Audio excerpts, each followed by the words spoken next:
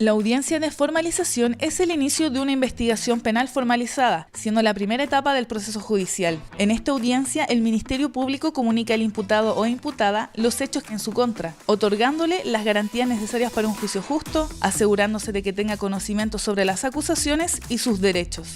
¿Cuál es el objetivo de la audiencia de formalización? La audiencia de formalización tiene por finalidad que la Fiscalía le comunique los hechos por los que está siendo actualmente investigado. ¿Qué sucede después de que se le comunican los hechos que se le imputan? Luego de ello, usted, entendiéndolos, podrá ejercer su derecho a defensa, aportando prueba que pudiera acreditar su inocencia, o bien discutir respecto de la procedencia de medidas cautelares que aseguren su comparecencia a futuro en la causa. ¿Qué aspectos se determinan durante el desarrollo de la audiencia? Importante también porque se fija un plazo que durará dicha investigación y se pueden ejercer todos los derechos, facultades y garantías que le asegura la ley.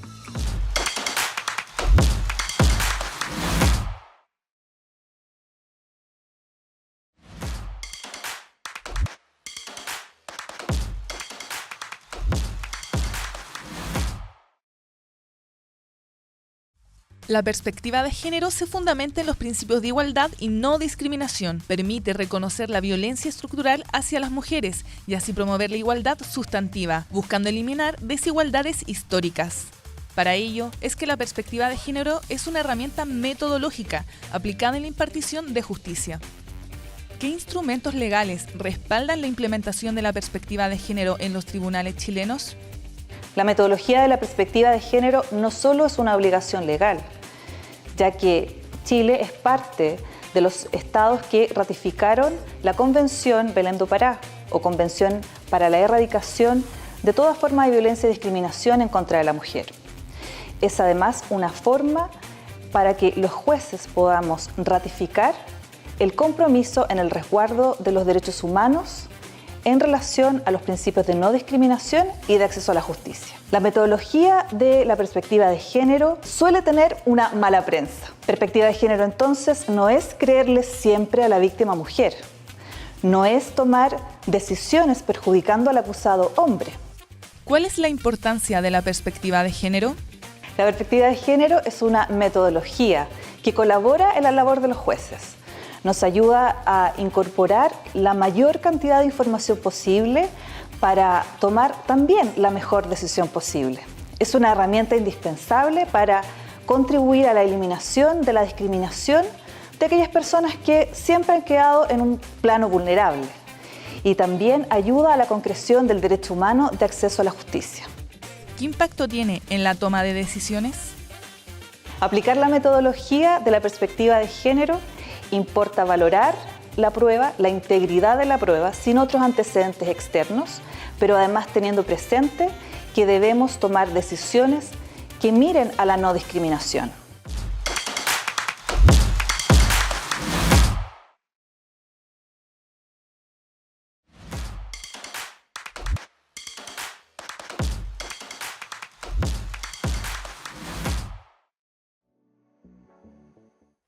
¿Ha escuchado hablar del curador ad litem? Se trata de un abogado designado por el Tribunal de Familia para defender los intereses de niños, niñas y adolescentes cuando éste no es debidamente representado por sus cuidadores legales o estos están en contraposición con el bien superior de uno de ellos cuando son parte de alguna causa. ¿En qué juicios puede participar el curador ad litem? Este curador ad litem puede ejercer su representación en todos los juicios orales en el que éste participe.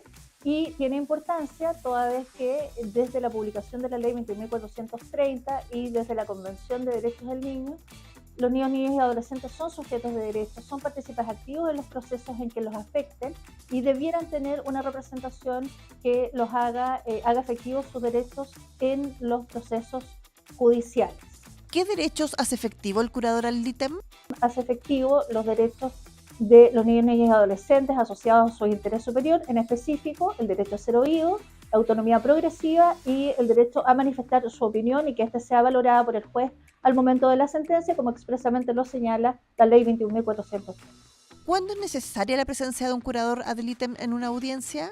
En cualquier momento en que el juez estime de que los intereses de un niño o niña adolescente no están propiamente representados en el proceso o estos vayan en clara contraposición al adulto responsable que ejerce como su cuidador en ese momento, puede designarse a la figura del curador ad litem en representación del niño o niña adolescente interviniente. Esto puede ser a petición de parte o de oficio por el juez que estime dicha circunstancia en la audiencia respectiva. ¿Cómo se financian los curadores ad litem? Los curadores ad litem, por regla general, pertenecen a programas que son financiados por el Estado.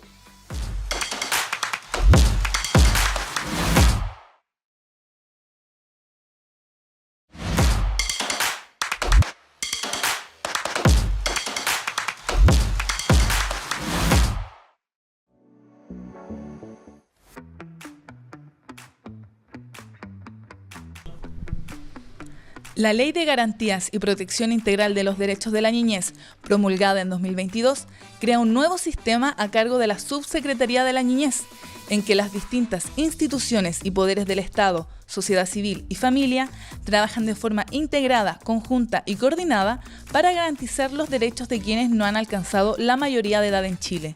Este año, la norma está completamente en vigencia con importantes actualizaciones sistemáticas y legales para lograr la protección de niños, niñas y adolescentes. ¿Cuál es la modificación más significativa? El principal cambio que trae aparejado la Ley de Garantías es la generación de un sistema denominado Protección Integral de Derechos de Niños, Niñas y Adolescentes.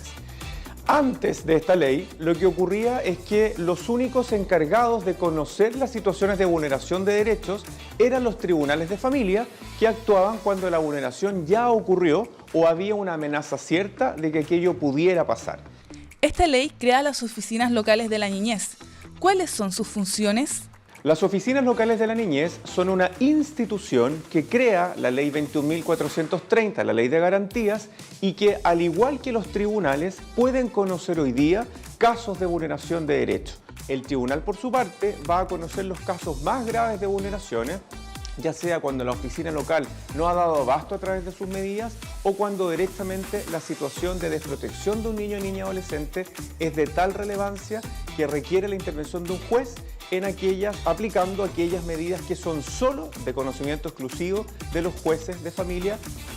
¿Cuál es la proyección para estas instituciones? Son más de 350 las que se van a establecer o implementar a nivel nacional en todo nuestro territorio y de acuerdo al compromiso del gobierno, esto se hará a más tardar el año 2025.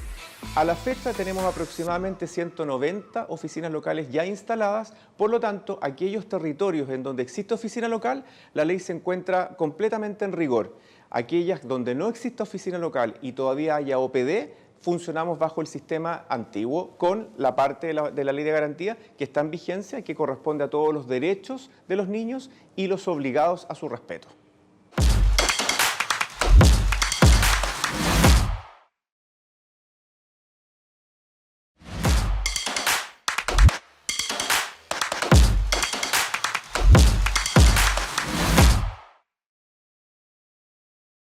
El pago de las pensiones de alimentos es la obligación legal que tienen los padres o tutores legales de un niño, niña o adolescente para cubrir gastos básicos como alimentación, salud y educación. Este monto se determina mediante un acuerdo entre las partes o sentencia judicial, haciéndose el pago de forma mensual mediante transferencia bancaria u otra modalidad fijada por el tribunal. Cuando el responsable no paga la pensión alimenticia, ¿qué formas de cobro existen? El primero es el procedimiento especial de retención de cuentas bancarias y otros instrumentos financieros. Para ello, el interesado o la interesada, a través de la oficina judicial virtual, con su clave única y utilizando las plantillas de trámite fácil, selecciona la opción Solicitud de medida de apremio, retención, dineros alimentantes. Una vez ingresada esta solicitud, surge la obligación para el Tribunal de Familia de indagar sobre el patrimonio del deudor o deudora. Terminado el procedimiento de los bancos, si estos fondos resultan insuficientes para el pago total de lo adeudado y además existen 3 pensiones de alimentos adeudadas, continuas o discontinuas, se procede al segundo mecanismo. ¿De qué trata la segunda modalidad? El interesado selecciona la opción Solicitud de inicio de procedimiento extraordinario, tras lo cual el Tribunal de Familia, vía interconexión, deberá averiguar a qué AFP se encuentra afiliado el deudor o deudora, tras lo cual procederá al pago de lo adeudado. Finalmente, ¿qué sucede si no se realiza el pago de la pensión alimenticia? El deudor se mantiene en el Registro Nacional de Deudores de Pensiones de Alimentos, registro desde el cual solo puede salir si existe un pago total de lo adeudado o si se aprueba por el tribunal un acuerdo entre las partes.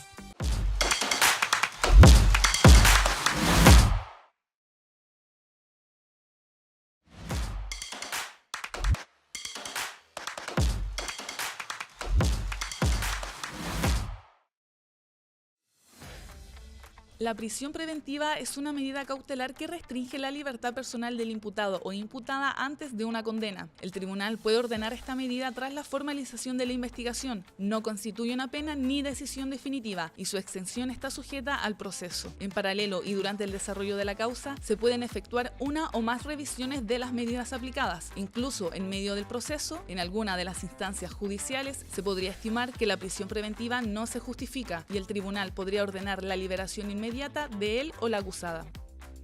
¿Qué es la prisión preventiva? La persona que está sujeta a esta medida no está condenada. Se le presume inocente, pero por medidas de resguardo queda sujeto a la prisión. ¿Cuáles son los requisitos para aplicar la prisión preventiva a una persona? Primero es que se establezca que existe un delito, o al menos elementos que permitan suponer que está. Segundo, que haya elementos suficientes para presumir fundadamente de que esa persona participó en el delito. Con estas dos medidas cumplidas, se analiza luego la causal específica de la prisión preventiva, que sería el peligro para la seguridad de la víctima, de que esa persona investigada pueda entorpecer la investigación, que se pueda fugar o esconderse, no comparecer al tribunal a cumplir con las audiencias y con la eventual condena, y que su libertad constituya un peligro para la seguridad social. ¿Se puede revertir la prisión preventiva? Durante la investigación y hasta antes de la sentencia, la defensa puede solicitar revisar esta medida cautelar, y si no lo hace, el tribunal también cita cada 6 meses para revisar.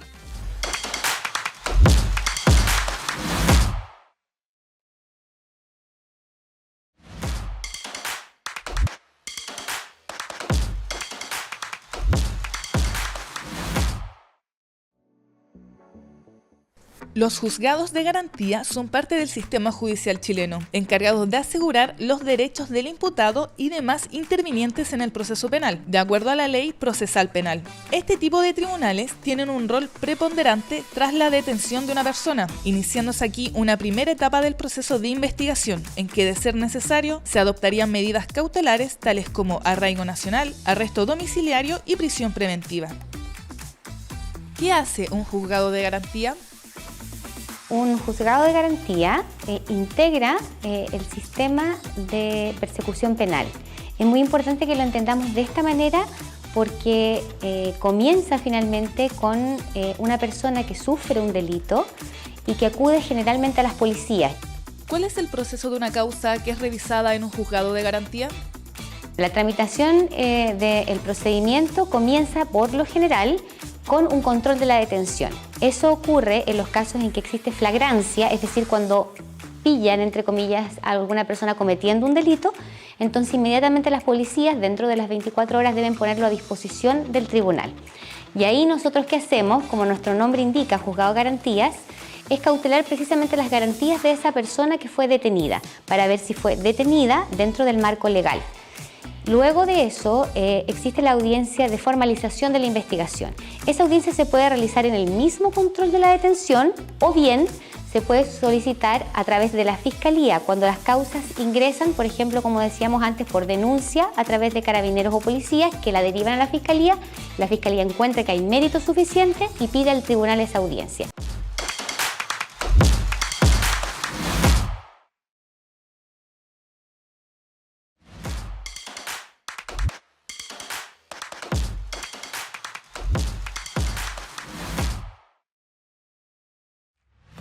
El recurso de amparo es una acción constitucional que cualquier persona detenida, arrestada o presa en un proceso que considere irregular puede presentar para solicitar la revisión judicial de la medida aplicada. Si se determina que la detención es ilegítima, el juez ordenará la liberación inmediata del afectado. De este modo, se busca restaurar el derecho vulnerado y asegurar la protección de la libertad individual de las personas. ¿Qué implica un recurso de amparo? Como se trata de una acción breve, urgente, su tramitación debe ser muy rápida, de modo tal que las Cortes de Apelaciones han generado sistemas de rápida respuesta y de solicitud de corto plazo de informes, especialmente de los organismos o personas que tengan los datos necesarios para poder resolver el amparo respectivo. Por ejemplo, si el amparo es contra Gendarmería, se le pide dentro de 24 o 48 horas informe de Gendarmería, y si se trata, por ejemplo, de agresiones a internos, la remisión junto con el informe de las videograbaciones de las cámaras, declaraciones que hayan realizado en sumarios, investigaciones sumarias realizadas, datos de ese tipo. ¿Quiénes pueden presentar un recurso de amparo? Lo puede presentar cualquier persona, no solo el afectado, porque a veces el afectado no está en condiciones de presentarlo. Puede ser un familiar, una persona conocida, cualquier persona, en definitiva podría teóricamente hacerlo, con tal que tenga la información importante para poder comenzar a pesquisar la ubicación de la persona que está privada de libertad o que está afectada a su seguridad individual. ¿Cuáles son los tiempos de tramitación? Una vez vista la causa, que puede ser con o sin alegato, eso puede tener una mayor o menor duración, normalmente los fallos que tienen que ver con la privación de libertad y que puedan tener una decisión favorable se resuelven normalmente en el mismo día.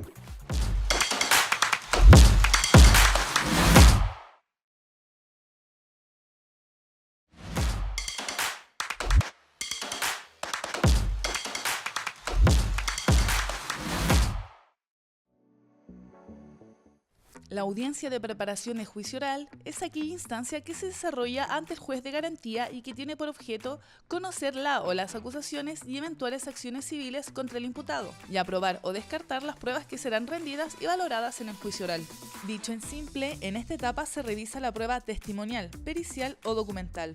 Además, se consolida la acusación garantizando los derechos de las partes y la efectividad del proceso. ¿Qué ocurre en una audiencia de preparación de juicio oral? Es una audiencia en la cual el Ministerio Público y a veces, cuando hay el querellante, plantean cuál es la prueba que piensan valerse en una futura audiencia de juicio. Ese es el momento en que las defensas examinan la prueba de cargo y podrán efectuar sus alegaciones en torno a la exclusión de algunos elementos de prueba del Ministerio Público o la parte querellante. ¿Cómo responde la defensa ante las pruebas presentadas por el Ministerio Público? La defensa nos revela cuál es la prueba que quiere presentar en una futura audiencia de juicio y sus contrapartes, Ministerio Público y a veces querellantes, podrán solicitar exclusiones de prueba que no sean pertinentes o sean sobreabundantes o no digan relación con los hechos que son materia del juicio. Esto nos prepara entonces para un procedimiento de juicio oral y la dictación de una futura sentencia en el proceso finalmente. ¿Puede haber alguna alternativa al juicio oral en esta audiencia? Existe la posibilidad que se proponga un procedimiento abreviado, es decir, que el Ministerio Público plantee la posibilidad de que la persona imputada acepte los hechos materia de la acusación y la prueba que se reunió durante la etapa de investigación y proponga una pena distinta a la que sostenía en su acusación, probablemente más baja.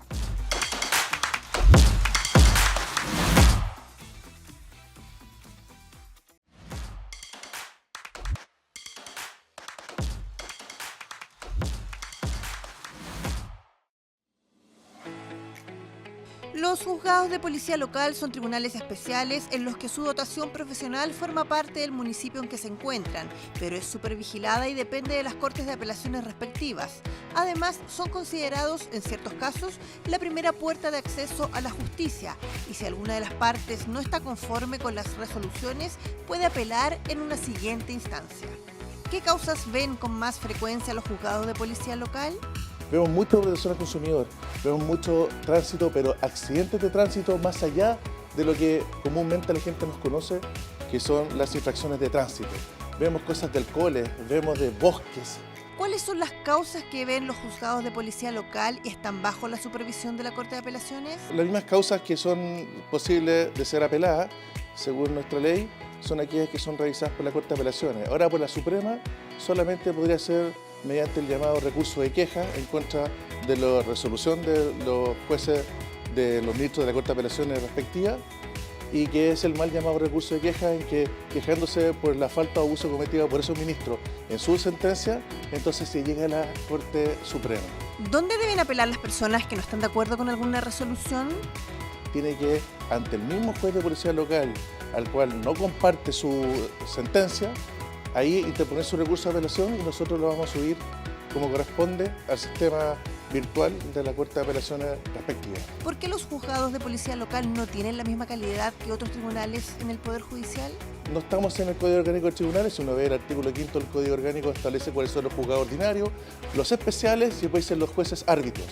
Pero nunca habla de los jueces de juzgado de policía local, por lo tanto somos especialísimos por esa doble dependencia.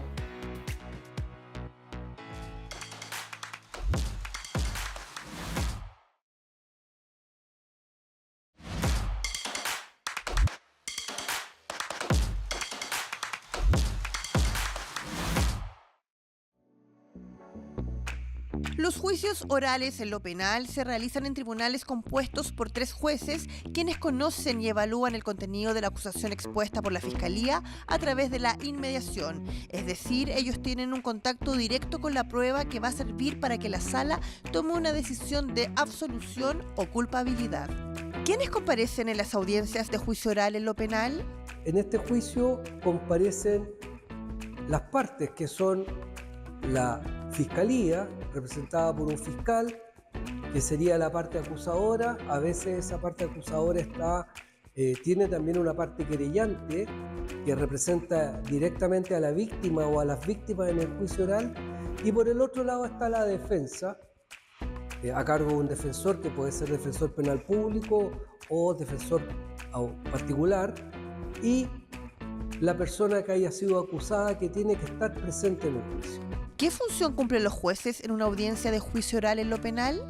Esos 3 jueces tienen cada uno durante el desarrollo del juicio una labor distinta. Hay un juez presidente que dirige el debate, hay un juez encargado de redactar la sentencia y hay un tercer juez integrante que simplemente está colaborando con el desarrollo del juicio. Estos cargos de juez presidente, juez redactor y juez integrante se modifican por audiencia, no es un cargo permanente. ¿Por qué en los juicios orales en lo penal hay 3 jueces? Para minimizar el margen de error, se estima que 3 personas que además son preparadas, que tienen los conocimientos jurídicos suficientes, pueden adoptar la decisión final con un mayor grado de certeza. ¿Cuáles son las etapas de una audiencia de juicio oral en lo penal? Una etapa de apertura, donde se escuchan los cargos que constan en el auto de apertura de juicio oral,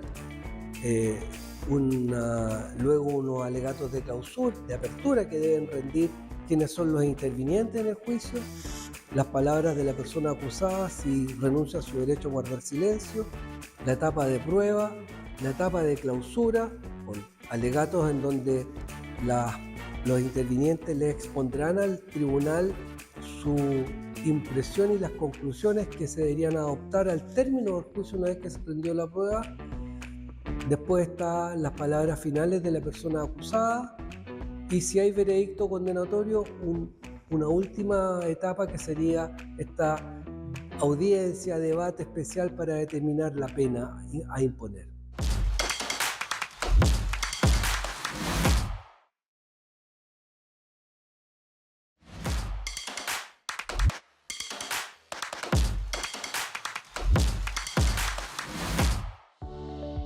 La Ley 21.643, conocida como Ley Carín y que entró en vigencia el 1 de agosto de 2024, modifica el Código del Trabajo y otros cuerpos legales con la finalidad de implementar medidas efectivas de prevención, investigación y sanción de conductas en materia de acoso laboral y sexual, además de la violencia en el trabajo.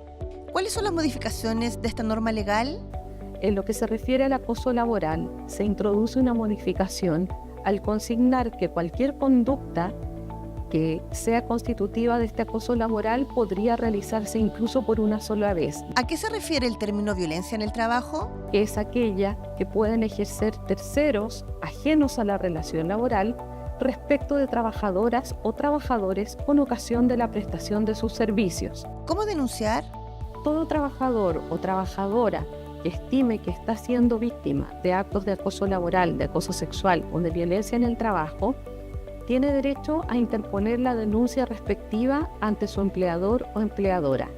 Esta denuncia puede formularse de manera verbal y en ese caso deberá levantarse un acta que será firmada por él o la denunciante.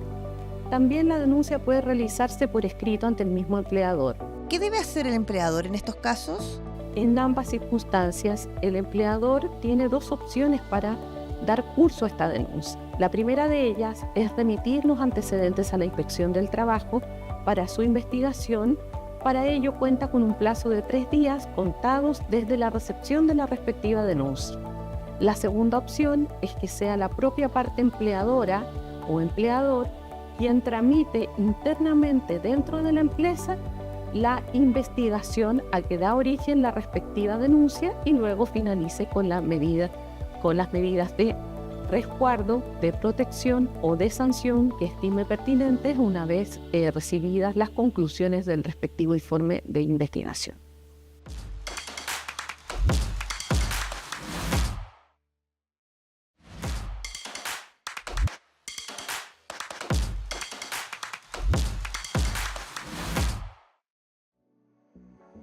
El principio de la confianza legítima en Chile aplicado a las y los funcionarios públicos es un concepto jurídico relacionado a la estabilidad y continuidad de las decisiones administrativas que afectan sus derechos y condiciones laborales. Este principio implica que los funcionarios públicos tienen el derecho de confiar en que las administraciones respetarán en lo posible las condiciones y situaciones que se han establecido en el pasado y que afectan su situación laboral o derechos adquiridos, tales como su permanencia en el cargo que ejerce. ¿A dónde debe dirigirse un trabajador en caso de ver sus derechos vulnerados? Lo que puede hacer y lo que venía haciendo hasta hace algún tiempo era recurrir a Contraloría General de la República. Además, podía recurrir siempre directamente a los tribunales, ya sea a través de un recurso de protección o si consideraba que en este caso la vulneración del principio de la confianza legítima había tenido que ver a su vez con la vulneración de derechos fundamentales a través de un procedimiento de tutela por vulneración de derechos fundamentales en un tribunal laboral. ¿En qué casos podría interponer una denuncia? Los tribunales laborales deberían conocer en principio respecto de las denuncias de tutela cuando la decisión de modificar la contrata o de terminarla anticipadamente o de simplemente no renovarla obedece a algún tipo de afectación de derechos fundamentales. Estamos hablando, por ejemplo, que hubo una discriminación política, de género, cuando hubo esto en manifestación de un acoso, y en realidad no hay una decisión técnica que rodee a lo que la Administración ha tomado en cuenta para efectos de la no renovación. ¿Esto aplica a trabajadores con boletas de honorarios? Lo que podría hacerse ante los tribunales del trabajo es la declaración de la existencia de la relación laboral y eventualmente la determinación de si este despido fue ajustado a derecho o no.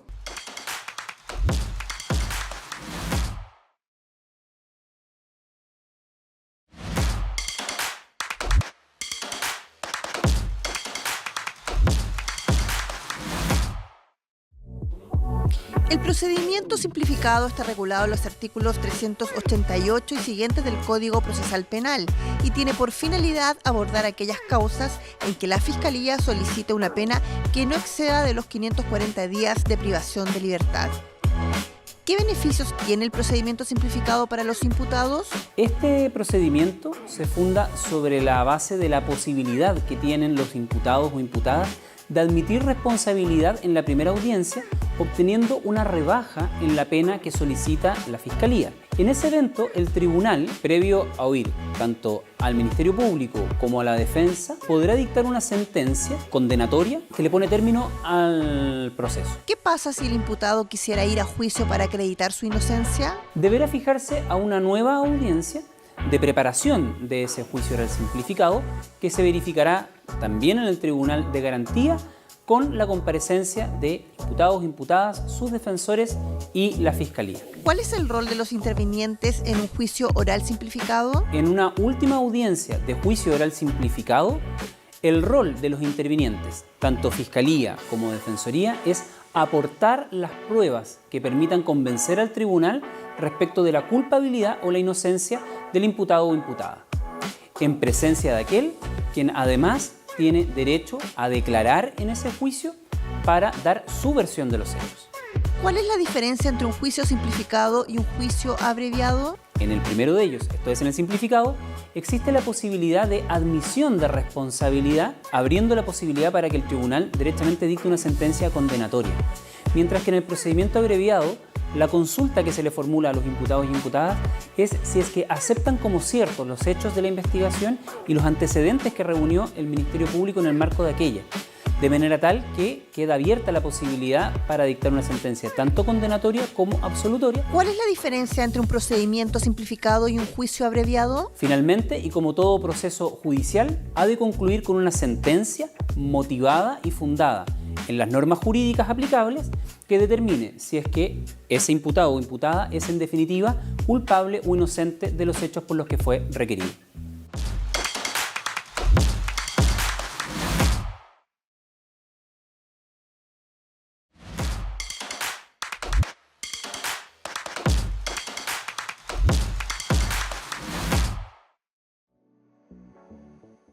Cuando hablamos de despido injustificado, son aquellos casos en que él o la trabajadora tiene la convicción de que el empleador terminó la relación laboral sin una causa legalmente válida o sin seguir el procedimiento adecuado. En una primera instancia, el dependiente debe acudir a la inspección del trabajo. De no obtener los resultados deseados, podrá presentar una demanda ante el tribunal correspondiente, lugar en que un abogado o abogada deberá exponer la causa. El objetivo de la acción legal es obtener el pago de las indemnizaciones por años de servicio, el cobro correspondiente al aviso previo y otras prestaciones laborales dependiendo del caso. ¿Cuándo un despido se considera injustificado?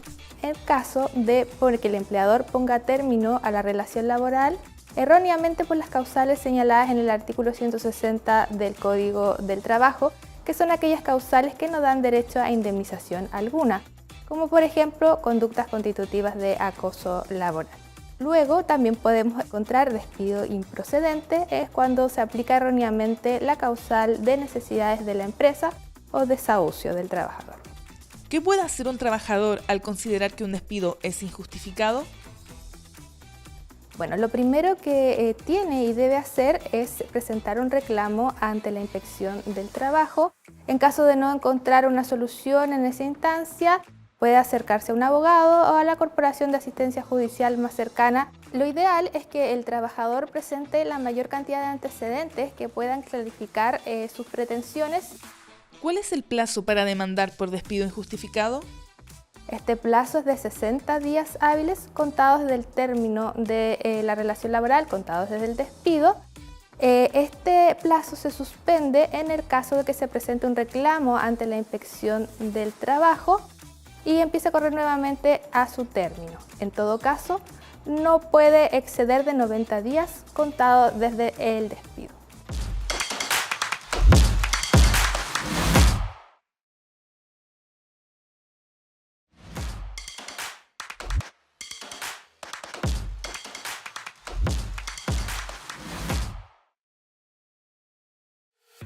La suspensión condicional del procedimiento es un acuerdo que se establece entre el Ministerio Público y él o la imputada ante el juez de garantía. Con esta acción legal es posible que el caso se resuelva sin condena, habiéndose comprometido a cumplir por 1 a 3 años ciertas condiciones como la realización de trabajos comunitarios, terapias de tratamiento psicológico, entre otras. ¿En qué consiste esta figura legal?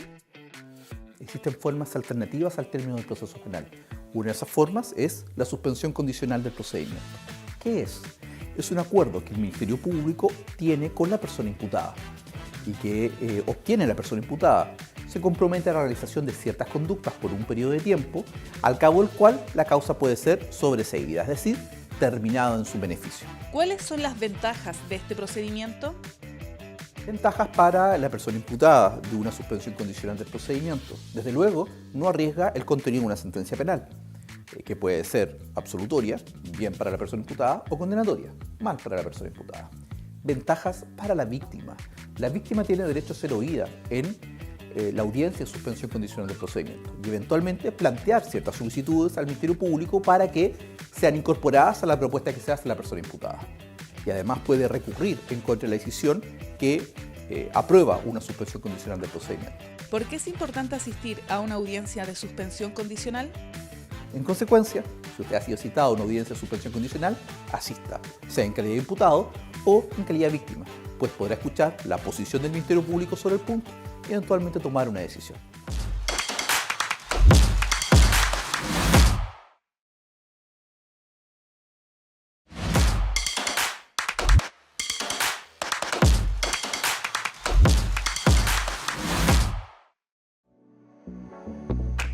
Los juicios orales en lo penal se realizan en tribunales compuestos por 3 jueces, quienes conocen y evalúan el contenido de la acusación expuesta por la Fiscalía a través de la inmediación. Es decir, ellos tienen un contacto directo con la prueba que va a servir para que la sala tome una decisión de absolución o culpabilidad.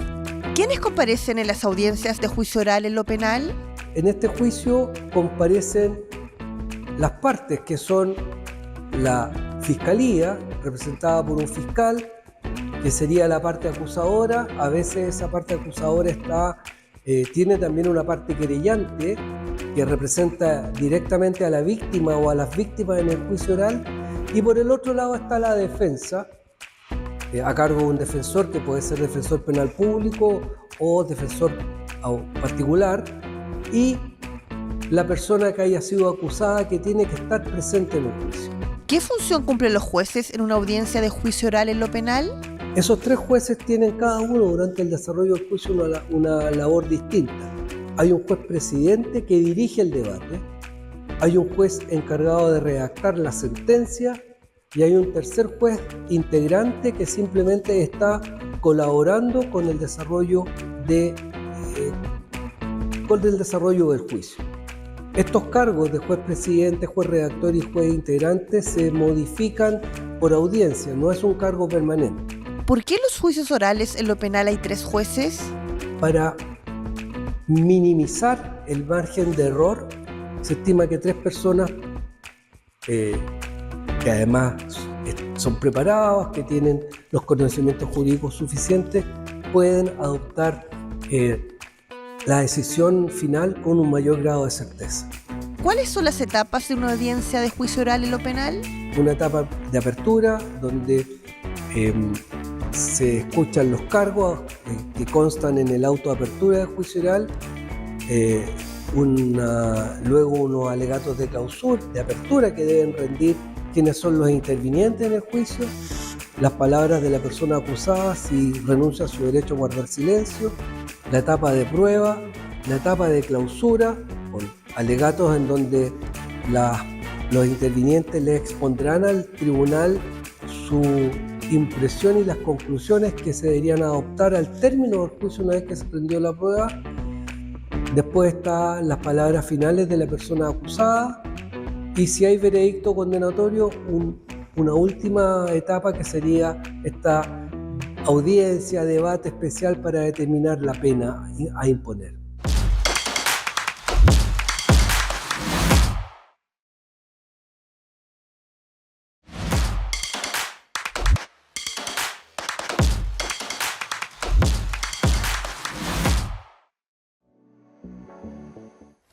En el sistema penal, una sentencia es la decisión que adopta un tribunal una vez terminado el juicio. Cuando ésta es comunicada en una audiencia, se puede comparecer presencialmente, sin embargo, no es obligatoria la asistencia de las y los intervenientes, acusados y víctimas. Esta puede ser de carácter absolutorio o condenatorio. ¿En qué consiste una sentencia? Luego que ha concluido un juicio en que todas las partes, los intervinientes, han rendido sus pruebas, han escuchado sus alegaciones y se ha dado la palabra al acusado, se declara cerrado el debate y el tribunal se retira a deliberar. Luego de ello, entrega su decisión de absolución o condena, también llamado veredicto. Luego existe un plazo de 5 días a contar de esa fecha para que uno de los magistrados, si la sala está compuesta por más de uno, redacte esa sentencia, que es un documento en que se consignan todos los argumentos que se tuvieron en vista para adoptar la decisión del tribunal. ¿Cuál es la sentencia absolutoria? La sentencia absolutoria implica que el tribunal, con la prueba que se ha rendido en juicio, no ha logrado su convicción para dar por acreditados los hechos en materia de la acusación, o esos hechos no son constitutivos de delito, o se determina que el imputado no ha tenido participación en ellos como autor, cómplice o encubridor. ¿Cuál es la sentencia condenatoria? El tribunal, con la prueba que se ha rendido, adquiere la convicción de que esos hechos han ocurrido, que esos hechos son constitutivos de delito y que además a los acusados le cabe una participación culpable en calidad de autor, cómplice o encubridor. ¿Qué pasa si la persona acusada ya se encontraba con medidas cautelares? Las medidas cautelares se dejan sin efecto al momento en que el tribunal pronuncia su decisión o veredicto de absolución. Desde ese momento, el tribunal puede decretar el alzamiento o dejar sin efecto las medidas cautelares.